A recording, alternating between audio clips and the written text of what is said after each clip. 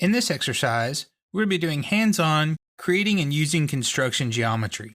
So to start out with, we're going to go up to the new command. We're going to select a standard IPT, and we're going to hit create. Once in here, if you don't have it automatically set up to bring up a sketch, which I like it where it lets me choose, I hit create 2D sketch, select my base plane. I'm going to use the center point rectangle.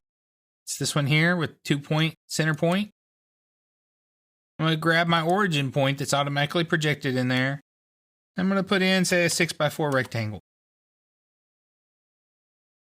The reason I chose a center point rectangle is you'll notice there's already 2 construction lines created to create the center location. Just like constraints and dimensions and everything else Inventor will automatically do for you, just like the automatically created constraints, Inventor sometimes will automatically create construction geometry. And just like those constraints, we can delete those and create our own. So if we hit the line command, we can draw a line. Instead of going diagonal, I'm going to go up and down. Select it. Select the construction command. See, I just selected my line.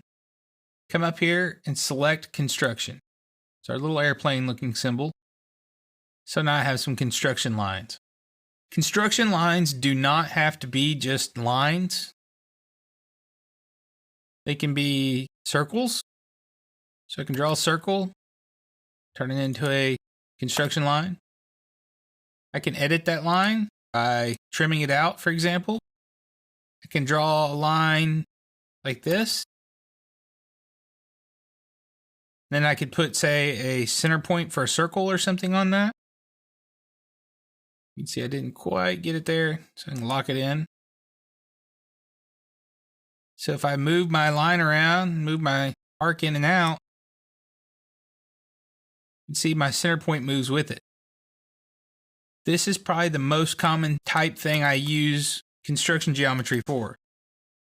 So I'll come in here and I'll dimension this, say 47.5 degrees.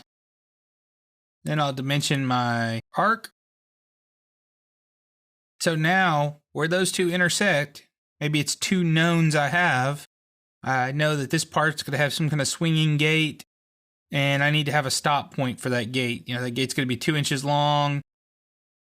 It can swing out to, say I want to stop it at 45, or I want to stop it at 135, depending on which way it's going. I want to put a circle there. I'm going to put a dowel in there, and it's going to stop that swing. Then I can basically draw out that swinging path, draw out my gate, dimension it, where the 2 intersect, and that gives me my circle location. Don't have to do any geometry to figure out where that is. It's a very helpful tool to be able to do that. If I hit finish and extrude this up, just to give me something to work with here.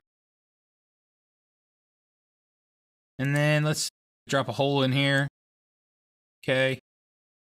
I'm going to hit 2D sketch again. And it projected my geometry. Now what I can do is I could say, make that into construction geometry, so it doesn't completely just get rid of it. And instead of doing a rectangle, let's do a 2-point rectangle. Hit finish, extrude.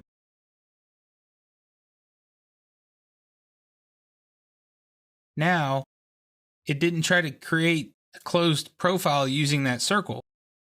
It understood I just wanted to use that circle as a reference point. Now that's kind of a silly design there, but I just wanted to show you a real quick way of using some of this construction geometry. I can turn reference geometry into construction geometry.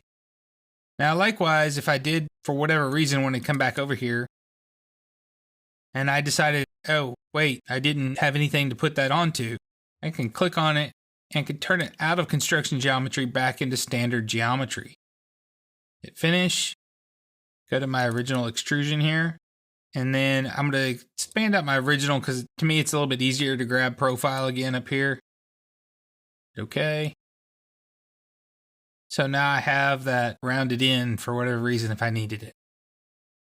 So you can go back and forth with construction geometry, and you can see how easy it is to create it.